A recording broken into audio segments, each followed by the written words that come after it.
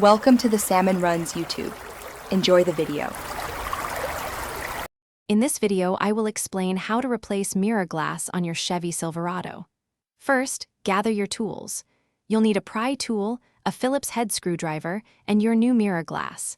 Make sure you have the correct part for your specific Silverado model. Working in a well-lit area will make the process much easier and safer. Now, let's remove the old mirror glass. Gently use your pry tool to separate the old glass from the mirror housing. Be careful not to damage the plastic clips. If your mirror has heating or power adjustments, you'll need to disconnect the electrical wires. Take a moment to inspect the housing for any cracks or broken tabs. With the old glass removed, it's time to install the new one. If your new mirror has electrical connections, attach them first. Carefully align the new mirror glass with the mounting clips on the housing. Apply firm, even pressure to the center of the glass until you hear it snap securely into place. Finally, perform a few checks.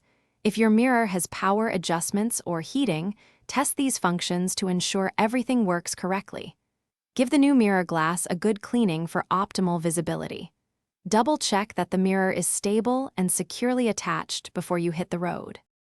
Thanks for watching. Consider subscribing if we helped you.